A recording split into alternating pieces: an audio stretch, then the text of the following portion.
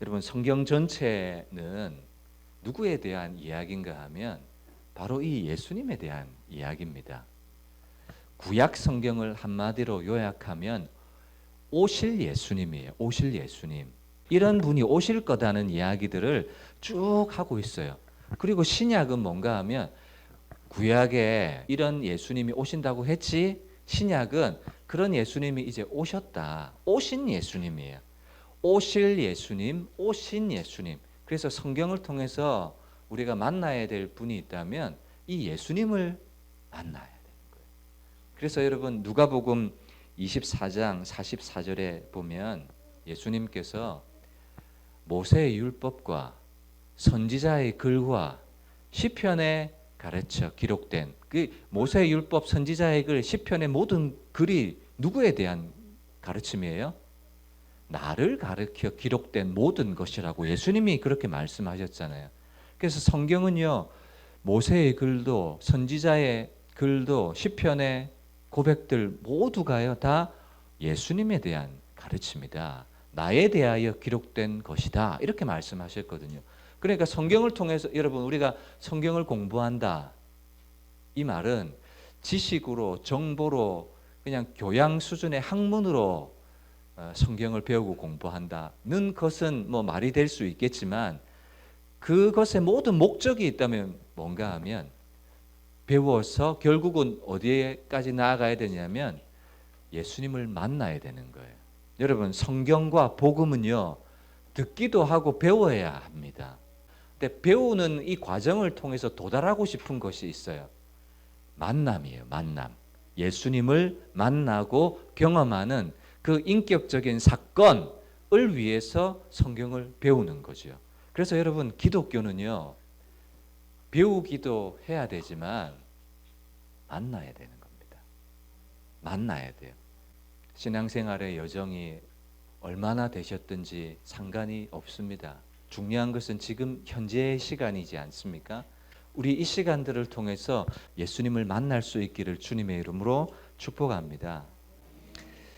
여러분 요한복음 5장 성경을 한번 이거는 찾아봐야 될 것 같습니다. 요한복음 5장 33절 30절 위에 보면 예수를 믿게 하는 증언 이렇게 돼 있죠. 제 성경에는 그렇게 되어 있습니다. 쉬운 말로 하면 예수님을 믿을 수 있는 증거 그 말이에요.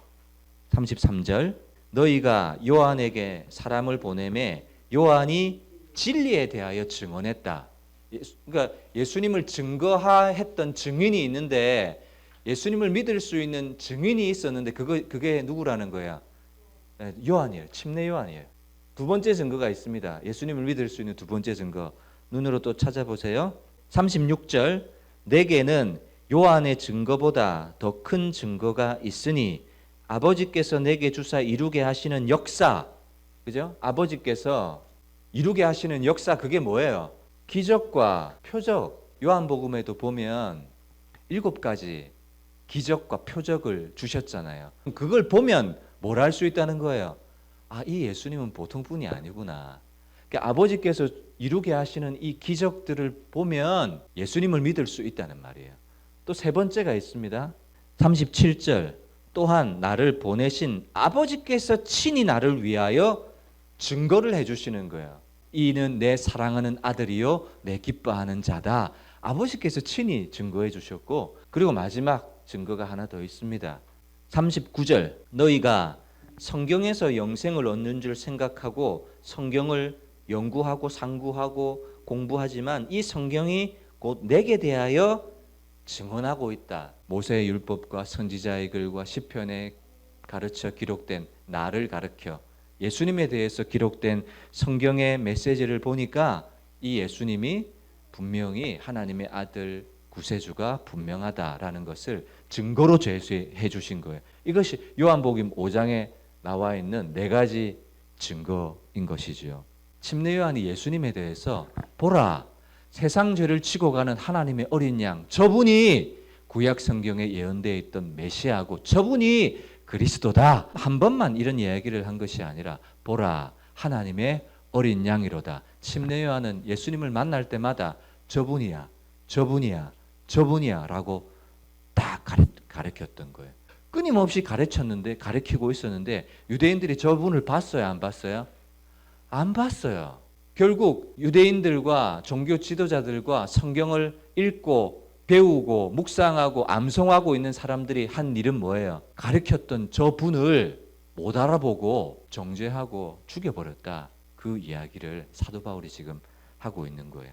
27절 형제들아 아브라함의 후손과 너희 중 하나님을 경외하는 사람들아. 여러분 이 말은 쉽게 얘기하면 이방인들과 유대인들아 이 말이에요. 이 구원의 말씀을 우리에게 보내셨거늘. 여러분 이 구원의 말씀이 뭡니까? 이 구원의 말씀이요 예수님이에요. 이 구원의 말씀이 예수님이에요. 27절 예루살렘에 사는 자들과 그의 관리들이 예수와 및 안식일마다 외우는 바 선지자들의 말을 알았어요. 지식으로 머리로는 알았어요. 그런데 그 본 의미를 실체를 알지 못했어요. 그래서 예수를 정죄하고 선지자들의 말을 응하게 하였도다. 여러분 선지자들의 말이 구약 성경의 선지자들의 말이 어떤 말이었는가 하면 예수님을 가르쳐 줄 거야, 가르칠 거야, 보여줄 거야, 증거로 제시할 거야. 그런데 있잖아 유대인들과 종교 지도자들이 못 알아들을 거야까지 예언을 했던 거예요. 구약 성경에. 그리고 그대로 유대인 지도자들이 못 알아듣고 눈이 가려져서 예수님을 십자가에 죽여버렸더라. 28절 죽일 죄를 하나도 찾지 못하였으나 누가요? 빌라도가 3번이나 우리 군중들에게 나와서 야 나는 예수를 신문해 봤는데 죽을 죄가 없더라가 아니라 하나도 없더라. 나는 죽일 죄를 못 찾겠다. 그래서 그냥 난 때려서 그냥 풀어놓을란다. 이렇게까지 했는데 이 무리들이 어떻게 했어요? 저를 십자가에 못 박아라. 이렇게 해서 구약 성경에 예언된 그 약속의 말씀을 그대로 성취하더라는 거예요. 그래서 여러분 존 스토트라는 목사님이기도 하고 저술가이기도 한 이분이 예수님의 십자가에 대한 중요한 두 축을 설명해 놓은 것이 있는데 그리스도의 십자가라는 책, 그 보면 인간의 죄악에 의해서 저질러진 악행, 이것이 십자가 사건이라는 거예요. 그리고 또 하나 축은 뭔가 하면 인간에게 의해서 저질러진 행악이고 죄악의 결과이기도 했지만 하나님의 섭리와 계획이었다는 거예요. 왜냐하면 오늘 말씀해 보면 성경을 응하게 하셨다는 표현들이 3번이나 나와요. 말씀을 이루었다, 그 성경을 응했다는 표현을 3번이나 쓰고 있는 거예요. 여러분 이사야서 53장에 보면 이사야는 오실 예수님에 대해서 어떻게 예언을 했는가 하면 이사야 53장 그 앞뒤로 보면 예수님이 고난받는 종으로 여호와의 종이 오시는데 그 종은 어떤 종인가 하면 암몬 족속이 쳐들어올 때 나하스 왕처럼 백마 타고 멋있게 등장하는, 그런데 예수님께서 예언하신 메시아 왕의 이미지는 어떤 메시아인가 하면 고난받고 수치와 모욕을 받고 거절을 당하고 백마가 아니라 나귀를 타고 화려한 데서 태어난 것이 아니라 말 구유에서 나신 이런 예수님을 예언했던 거예요. 그리고 이 예수님이 결국은 어떻게 됩니까? 십자가에 못 박아 죽어버리는 죽음 당하는 메시아였던 거예요. 유대인들은 어떤 메시아를 기대했습니까? 그래서 예수님이 오병이어의 기적을 행하셨을 때 야, 이 사람 왕으로 세우면 우리는 배고픈 거 걱정 없겠다. 그래서 억지로 예수님을 붙들어다가 왕을 삼으려고 했지 않습니까? 무리들이. 근데 예수님은 그런 메시아가 아니었습니다. 온 인류의 죄와 허물을 대신 짊어지고 십자가에서 이 죄의 문제를 해결하기 위해서 오실 고난받는 종의 메시아인 거죠. 근데 그런 메시아로는 유대인들이 전혀 생각하지 못했기 때문에 이 성경을 조금만 제대로 알았더라면 십자가에 못 박혀 죽으시는 예수가 성경에 예언된 메시아라는 사실을 알지 못했던 거예요. 여러분 지식이 없었던 것이 아니잖아요. 정보가 없었던 것도 아니잖아요. 분명히 뭐가 있었어요? 증거물이 있었어요. 구약 성경이라는 증거가 있었고 침례 요한이 증거를 했고 아버지께서 이루게 하시는 기적과 표적을 통해서 증거가 충분했음에도 만나지를 못했던 거예요. 여러분 기독교가 주는 유익한 점이 참 많습니다. 경건한 분위기도 있고 맛있는 밥도 있고 교제도 있고 기도의 시간, 찬송의 시간. 여러분 기독교가 주는 주변의 것들이 참 많아요. 그러나 그런 것들은 하나도 우리에게 중요한 것이 아니에요. 결국은 증거하고 있는 바, 나아가도록 가르치고 있는 바 대신 그 예수님을 만나는 것이 제일 중요한 거예요. 여러분 성경에 대한 정보, 지식, 배움도 중요합니다. 그러나 뭐 해야 됩니까? 예수님을 만나야 되는 거예요. 유대인들이 성경을 얼마나, 절기를 얼마나 철저하게 지켰습니까? 절기를 공부해보고 성막을 공부해보면 다 예수님을 소개하고 있거든요. 성경을 필사했다는 것도 중요할 수 있습니다. 그러나 너희가 성경을 읽고 연구하고 필사도 하고 하면서 성경이 가르치고 소개하는 바 예수님을 만나지 못했다라고 지적하잖아요. 그러니까 중요한 것은 성경, 찬양, 예배, 전도, 선교 이거 중요하지 않다는 거 아닙니다. 그러나 그 모든 것들이 가르치는 바 예수님을 만나고 예수님을 경험해야 된다는 것이지, 예배에 참석하고 왔다 갔다 거룩한 분위기에 휩쓸려 가지고 기도 한번 했다 이런 것이 중요한 것이 아닌 거예요. 여러분 기독교를 가르쳐서 계시의 종교라고 합니다. 삼위일체 하나님이 죄인된 우리에게 자신을 나타내 보여주시는 거예요. 그러면 그 계시해 주시는 하나님을 우리는 어떻게 깨닫고 만납니까? 하나님이 성령을 보내주셔서 하나님이 우리에게 보여주시는 영적이고 신령한 은혜들은 세상의 학문을 가진 머리로는 깨닫고 알지 못한다는 거예요. 성령이 아니고는 예수를 주라고 시인할 수 있는 사람이 한 사람도 없다는 거예요. 그래서 기독교는 계시의 종교고 성령으로 그 예수님을 믿고 만나고 깨달아야 한다는 것이죠. 여러분 우리가 신앙생활을 하는 이유와 목적이 있다면 다른 거 없습니다. 우리는 예수님을 예배하고 예수님께 나가고 예수님을 찬양하고 예수님을 섬기는 사람들인 것이죠. 왜냐하면 그분이 오셔서 무슨 일을 하셨습니까? 우리의 죄와 허물을 위해서 십자가에서 자기 몸과 피를 찢으시고 흘리셔서 죄의 문제에서 건져주시는 메시아이시거든요.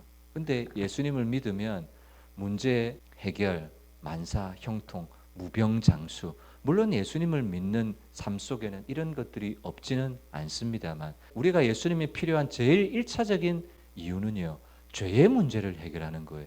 인생에 있어서 가장 근본적인 이유는 죄고요. 죄를 타고 역사하는 사단 마귀가 문제인 거예요. 그래서 이 죄의 문제를 해결하지 않고서는, 그래서 예수님 앞에 설 때마다 우리는 뭘 돌아봅니까? 내가 내 인생을 어떻게 살고 있는지를 돌아보는 거예요. 여러분 우리의 삶 속에 여전히 죄가 있다면 예수님의 은혜를 받을 수가 없어요. 예수님의 인도와 예수님의 공급을 누릴 수가 없어요.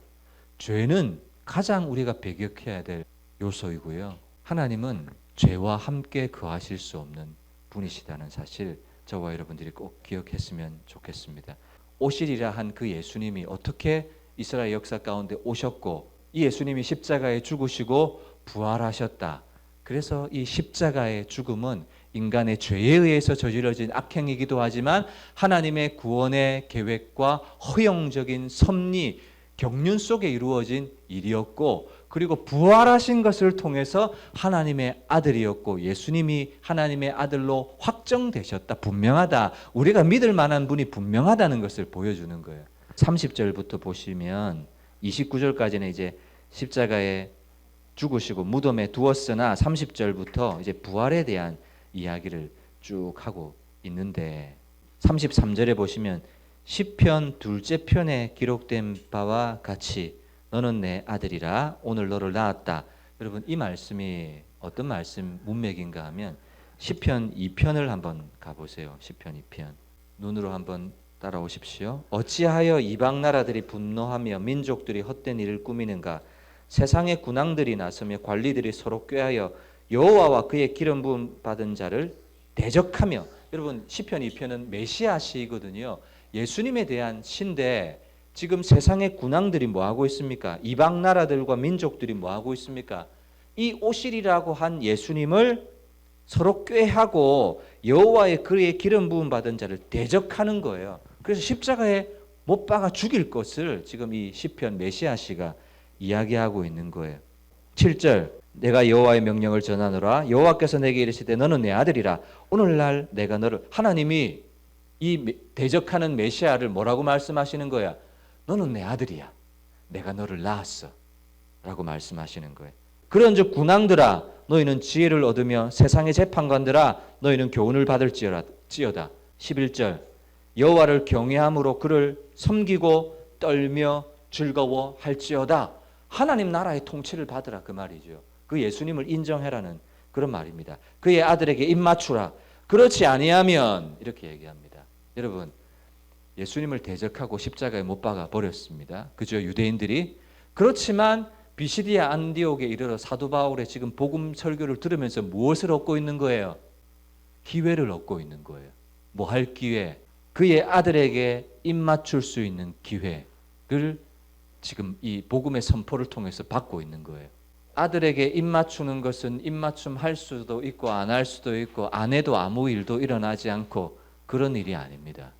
복음은 듣고 무시해 버릴 정도의 것이 아니라는 거예요. 복음을 들었다. 그러면 가만히 있어서는 안 되는 거예요. 복음을 들었다면 반드시 뭐가 있어야 돼요? 반응이 있어야 되는 거예요. 여러분 복음은 선포거든요. 하나님이 이 세상을 사랑하셔서 아들을 통해서 십자가에 못 박아 죄를 용서하셨다. 너의 죄를 용서하셨다. 너는 그의 소식을 듣고 반응해야 된다. 그분이 부활하셨다. 이제는 반응해야 된다는 거예요. 자, 입맞추지 아니하면 어떻게 됩니까? 그의 진노하심으로 너희가 길에서 망하리니 그의 진노가 급하심이라. 여호와께 피하는 모든 사람은 복이 있도다. 그러니까 여러분 시편 둘째 편의 이 이야기를 이 바울이 언급한 이유는 유대인들이 지금 이 말씀을 알아요, 몰라요? 알고 있는 거예요. 그런데 누구에 대한 시예요? 예수님에 대한 시, 메시아에 대한 시라는 것을 가르쳐 주시는 거예요. 그리고 또 보세요. 35절. 또 다른 시편에 일렀으되 이것은 시편 16편 10절에 기록된 다윗의 시인데요. 주의 거룩한 자로 썩음을 당하지 않게 하시리라 라고 다윗의 입을 통해서 예언해 주신 이 말씀은 예수님이 십자가에서 죽으실 것이지만 지체가 썩기 전에 부활할 것이라는 것을 다윗의 입을 통해서 예언했던 말씀이라는 거예요. 그러니까 성경이 줄기차게 지금 부활에 대해서 무엇을 제시합니까? 증거를, 성경의 증거, 예수를 믿을 만한 증거가 뭐였기 때문에? 성경이기 때문에 시편에 기록된 성경의 예언의 말씀을 언급하면서 또 보세요. 다윗에게 주셨던 영원한 언약 몇 절입니까? 34절입니다. 내가 다윗의 거룩하고 미쁜 은사를 너희에게 주리라 하셨으며, 여러분 다윗에게 하나님께서 언약을 주시고 약속을 주셨거든요. 여러분 다윗 언약이라는 걸 한번 들어보셨을 겁니다. 사무엘 하 7장 12절 13절 내 수완이 차서 내 조상들과 함께 누울 때에 내가 내 몸에서 다윗이 죽을 것이지만 여러분 다윗은 이미 죽어서 땅에 썩었고요. 묻혔고요. 그 뼈가 썩었어요. 내 몸에서 날 내 씨가 누구예요? 오실 예수님을 내 뒤에 세워서 그의 나라를 견고하게 하리라. 13절 그는 내 이름을 위하여 집을 건축할 것이요 나는 그의 나라 왕위를 영원히 견고하게 하리라. 여러분 내 이름을 위하여 집을 건축할 아들은 솔로몬이지만 솔로몬 이후에 모든 다윗의 왕위는 다 끊어졌어요. 끝이 났어요. 그러나 그의 왕위를 견고하게 하고 그의 나라를 영원하게 할 것이라는 이 다윗의 언약은 예수님을 향한 예언이었다는 거예요. 그러니까 시편 2편과 시편 16편과 사무엘 하 7장 바울이 언급한 인용한 말씀 세 말씀을 요약하면 무슨 말인가 하면 세상의 군왕들과 지도자들이 예수님을 대적해서 잡아서 십자가에 죽여버릴 거다. 그렇지만 시편 16편에 기록된 말씀처럼 그 뼈와 그 몸이 썩임을 당하기 전에 일으키셔서 부활하게 하실 것이고 부활하신 이후에는 영원히 그의 나라와 왕위가 지속하게 될 것이다 라는 약속을 하고 있는 이 복음을 전해주고 있는 거예요. 바울은 비시디아 안디옥에 있는 이 성경에 대해서 알고 있는 유대인들에게 예수님은 참 믿을 만한 분이다. 구약의 역사 가운데 32절 우리도 조상들에게 주신 약속을 너희에게 전파하노니. 그러니까 여러분, 예수님을 믿는 것은 어떤 한순간에 갑자기 생겨난 종교가 아니라는 거예요. 복음은 갑자기 뿅 하고 갑자기 생겨난 예수파가 아니고 갈릴리 도당이 아니고 조상들에게서부터 주신 약속이 이 복음이라는 것이고 이 예수님이라는 거예요. 그것을 지금 우리가 전한다라는 거예요. 바울이 전하고 있는 예수님이 비시디아 안디옥에서도 전해졌고 오늘 저와 여러분들에게 동일하게 전해지고 있습니다. 여러분, 이 말을 하는 이유가 뭐겠습니까? 이 예수님을 받아들이라는 거예요. 아까 시편 2편을 보았지만 그의 아들에게 입맞추라. 입맞추라는 말은 뽀뽀하라는 말 아니잖아요. 인정하라는 것이고 굴복하라는 것이고 복종하라는 거예요. 그렇지 아니하면 안 좋은 일이 있을 것이다. 그 정도가 아니라 하나님의 심판이 너희에게 임하게 될 것이고 너희는 망하게 될 거다. 이렇게 얘기합니다. 그래서 비시디아 안디옥의 사도 바울의 복음 설교는요, 공격적이에요. 오늘 세상에 나가서 이런 식으로 복음 전하면 싫어합니다. 여러분, 예전에 예수천당, 불신지옥. 예수천당은 듣기 좋은데 불신지옥, 이건 너무 공격적인, 싫어하는 거예요. 그래서 교양 없는 것처럼 보이니까 이렇게 좀 하지 말자. 그런 사람들이, 그런 말을 하시는 분들이 생기는 거예요. 그러나 여러분, 복음을 전한 모습을 보니까 어떻게 사도 바울 복음 전한 다음 주 뒤에 나옵니다. 이 복음을 전하고 난 다음에 너희는 어떻게 해라. 이게 다음 주에 나와요. 근데 다음 주에 말씀 미리 좀 땡겨서 전하면 예수님 믿지 않으면 어떻게 된다는 줄 아세요? 너희는 놀라고 망해버려라. 이렇게 끝납니다. 그러니까 복음이라는 것이 좀 교양 있게 나이스하게 복음 이래요. 자, 믿을 분 믿고요. 안 믿어도 상관없어요. 이건 아닌 거예요. 복음을 딱 제시하고 나면 이거는 반드시 믿어야 됩니다. 안 믿으면 놀라고 망합니다. 아들에게 입 맞추지 아니하면 하나님의 심판이 그냥, 하나님의 진노가 그냥. 그러니까 바울은 이 복음을 전하다가 돌에 맞기도 하고 쫓겨나기도 하고 그런 어려움을 당했던 것이죠. 저와 여러분들이 이 사도 바울이 전하는 비시디아 안디옥의 설교를 보면서 좀 기억했으면 좋겠다 하는 것이 있다면, 구약의 긴 역사를 통해서 그렇게 성경 속에서 예언되었던 예수님이 역사 가운데 오셔서 구약과 신약의 스토리를 만들어내셨구나. 그래서 나도 이 성경을 통해서 예수님을 배워봐야 되겠다가 아니라 만나봐야 되겠다. 그래서 저와 여러분들이 이번 한 주를 살아가실 때 늘 예수님 앞에 입맞추는 삶을 살아가셨으면 좋겠습니다. 예수님 앞에 엎드려서 예수님의 임재 속에 예수님께 굴복하고 통치를 받는 그런 인생들이 다 되시기를 주님의 이름으로 축복합니다.